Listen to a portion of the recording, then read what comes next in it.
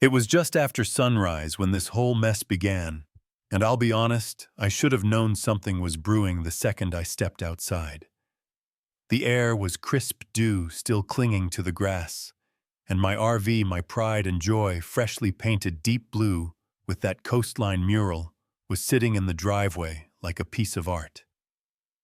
I had a presentation later that morning, but I wanted to take a quiet moment with the rig, check the tires, admire the shine, maybe even daydream about the trip I'd been planning for months. That moment didn't last long. From across the street, I heard a door slam. Out came Marjorie, my neighbor 60-something, pressed slacks, cardigan, even though it was warm. She didn't wave, didn't nod, just stared like I'd parked a spaceship in her cul-de-sac. And then, as casual as sipping coffee, she muttered loud enough for me to hear, "Disgusting disease you people carry, ruining this place." I froze, tongs still in my hand from flipping the cover of the propane grill I'd set up the night before. My gut reaction was to snap back to say something sharp. Instead, I just gave a small wave and turned away. I thought, not today, not worth it. I'd dealt with comments before, but then before I could even take 3 steps, I heard her engine rev. It wasn't a mistake, wasn't a slip of the gas. No, her sedan roared like she was at a drag strip, tires screeching as she shot across the street. And then bang. Metal against metal, glass cracking, my RV rocking on its shocks as her bumper buried itself into the side panel. For a second, the whole block was silent. Just that ringing in my ears and my own heartbeat. She sat there, gripping the wheel, face twisted, and then slowly stepped out, clutching her shoulder like she'd been attacked. And before I could even process what just happened, she started shouting, "He hit me! He came at me! I had to protect myself." I laughed out loud. Not because it was funny, but because the lie was so absurd, I didn't know how else to react. My RV hadn't moved an inch. Tire tracks told the whole story, straight line from her driveway to mine. But she kept spinning her little play, clutching her sweater, gasping eyes darting to the houses nearby, hoping for an audience.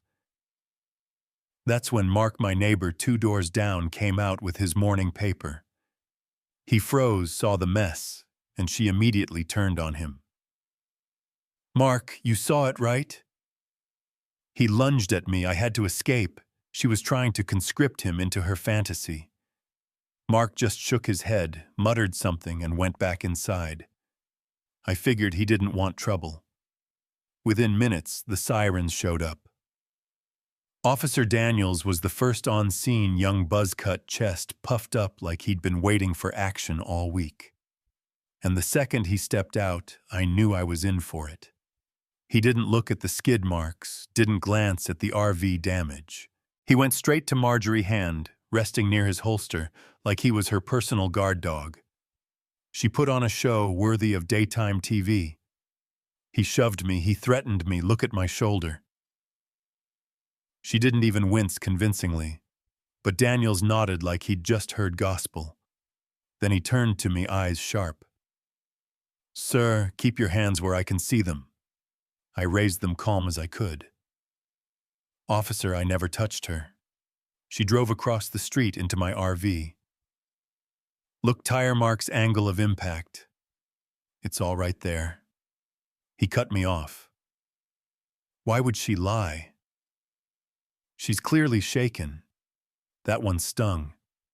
The implication hung in the air. Why believe me over her? My chest tightened, but I kept steady. Years of learning to hold my ground without raising my voice. "Check the facts," I said, slow and deliberate. But he wasn't listening. He started to pull cuffs from his belt, and I swear for a split second I thought, this is it, I'm going to jail for standing in my own driveway. Then, thank God, another cruiser pulled up. Out stepped Sergeant Miller, gray hair, steady walk, the kind of guy who's seen enough nonsense to spot it quick. He surveyed the scene, listened to Daniels's half report, and then walked the perimeter himself, looked at the tire tracks, the damage, the positioning. Then he asked the simplest question. "Any cameras around here?" Silence. Then from across the way, Mark reappeared. He cleared his throat, lifted a hand. "Yeah, I got one." My head snapped his way. I hadn't even known he had cameras angled at the street. A few minutes later, we were all huddled around his porch, watching clear-as-day footage, Marjorie hurling the slur, revving her engine, flooring it across the street, smashing my RV. Audio picked up her ranting. Video showed no contact between us. Nothing. Just her rage turned into reckless action. Daniel's face went red. Miller just nodded, turned to Marjorie, and without ceremony slapped cuffs on her wrists. "You're under arrest for felony vandalism, reckless endangerment, and filing a false report." The whiplash in the moment was surreal.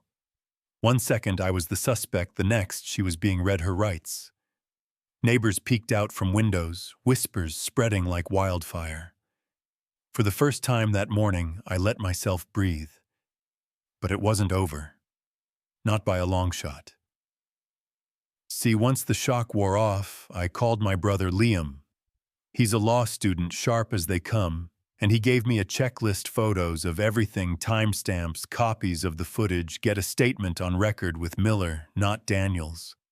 And most importantly, preserve her exact words. That slur she'd thrown out. That was motive, and it shifted the whole thing from vandalism to potentially a hate crime. Insurance tried to play their usual games too, tried to categorize it as comprehensive so I'd pay a deductible. Liam wasn't having it.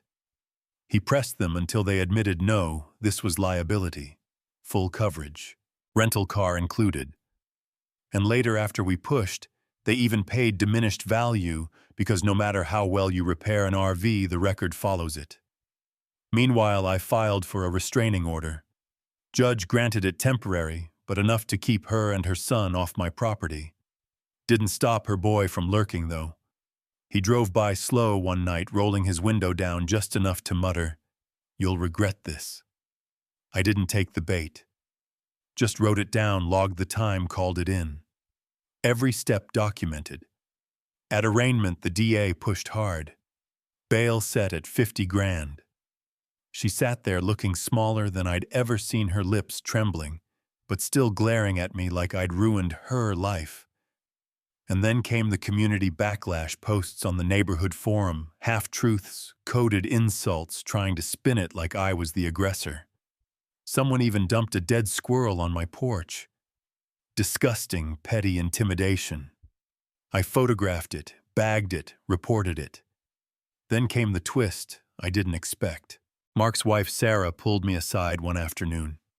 Quiet voice, eyes darting like she was afraid of being overheard. She's been like this for years. Book club, HOA meetings. She always has something nasty to say about anyone who doesn't fit her little mold. I'm sorry I didn't speak up sooner. She ended up writing an affidavit, and another neighbor backed her up. Suddenly, the DA had a pattern of behavior, not just a one-off.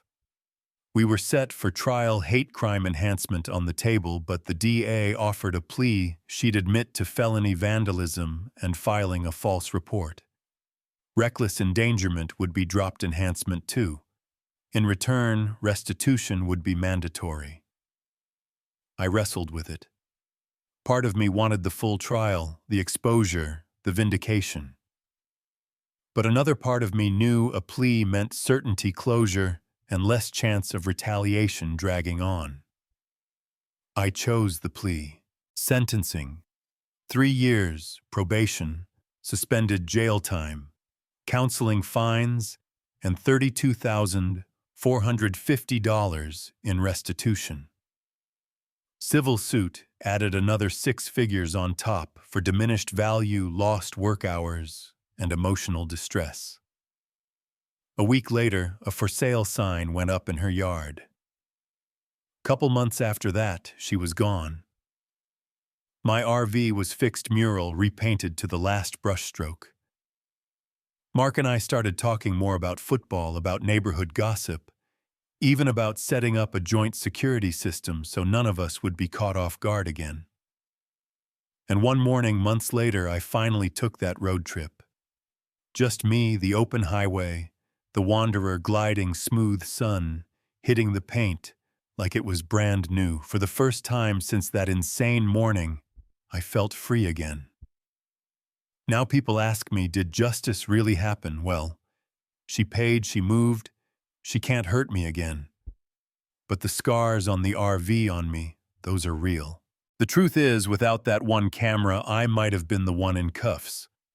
So I'll leave you with this document, everything. Cameras don't lie. And if you've ever dealt with a neighbor who twisted reality to fit their own rage, drop your story in the comments. Do you think the plea was enough, or should she have faced trial? I want to hear what you think, because in neighborhoods like this, justice is never simple.